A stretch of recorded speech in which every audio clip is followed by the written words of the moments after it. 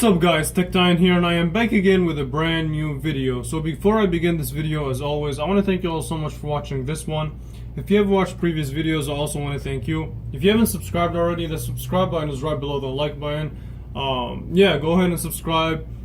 Also, if you want to reach out to me somewhere else, I'll leave my Twitter and my Snapchat usernames right down below in the description. So if you want to reach out to me somewhere else, that's where you'll find me. So in today's video, we're going to be unboxing and taking a look at the T-Mobile Revvl Plus. Now, the original manufacturer for this phone is ZTE.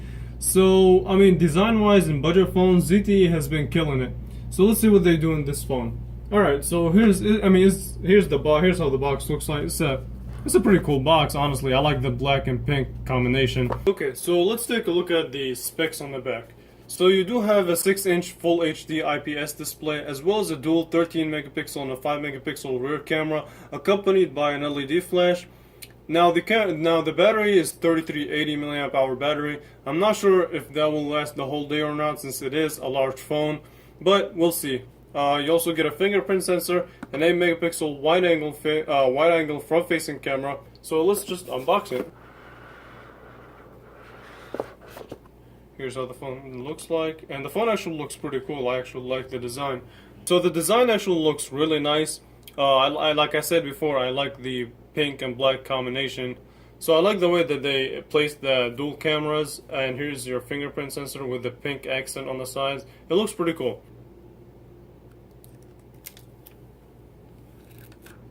There it is. Kind of reminds me of a Motorola phone, like the Moto E4 Plus, but without the dual cameras. And here's the front.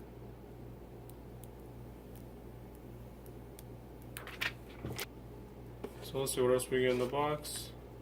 So a SIM card, your user manual, some warranty information, charger, and a SIM removal tool, but we're not here for any of this. So let me set up the phone and I'll be back with you guys. Alright, so here it is. Here's how the phone looks like. Now, like I said before, now you can really tell that it's a ZTE phone by the way the software looks. That's just how ZTE lays down their Android software. So it is running Android Nougat, but just by looking at the way the software is laid out, you can tell that it's manufactured by ZTE. Now, one thing that I just noticed about this phone that I'm not really a big fan of, and it's I think in my opinion a bad design choice in 2018, is the fact that it has micro USB instead of USB-C. I don't know, to me that's kind of disappointing. USB-C is where it's at right now, and I've talked about this a lot in the past. That just needs to be killed. Okay. So also on the back you do have your bottom facing speaker, and we'll take a listen to that. So I mean, right off first impressions, I mean this is a $200 phone. So this phone is still in the budget world, but it's definitely up there. So let's take a look at the camera interface, because that's kind of really exciting to me, the dual cameras. So okay.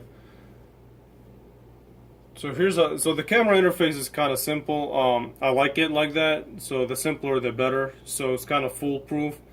And I guess the second sensor is made to use for just portrait mode. Now I don't know how useful that will be for a lot of people, but it's there if you need it. I'm going to be doing an in-depth test in my review, so subscribe and stay tuned for that, which will be coming really soon. So I would assume that this phone would be snappy, like opening up the phone app, the messaging app. So day-to-day tasks, this phone should handle it no problem. So browsing the web, replying to text messages, and making phone calls, checking your social media, things like that, this phone should handle it no problem.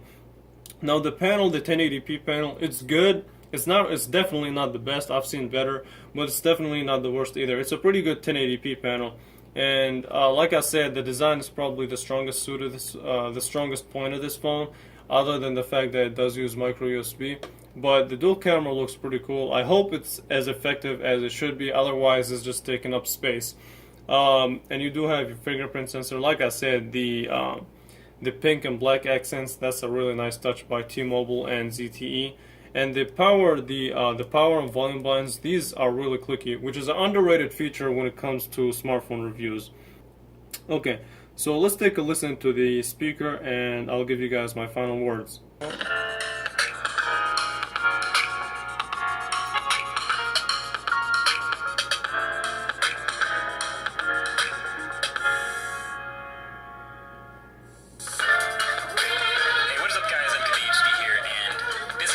Okay, so first impression of the speaker, it is pretty loud. It does distort at the highest volume, but that's expected from a lot of speakers, especially for budget phones.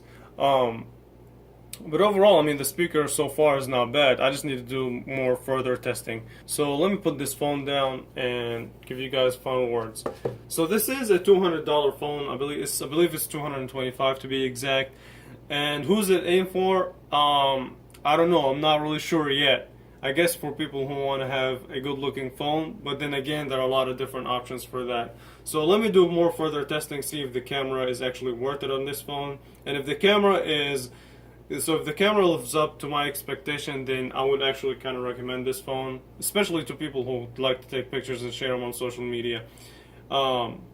And I'll do more speed tests and things like that. I mean, daily tasks, as you guys saw, it should handle it no problem, and I would expect that from a lot of phones in 2018. So yeah, I want to thank you all so much for watching, and I will catch you guys in the next video. Thanks for watching.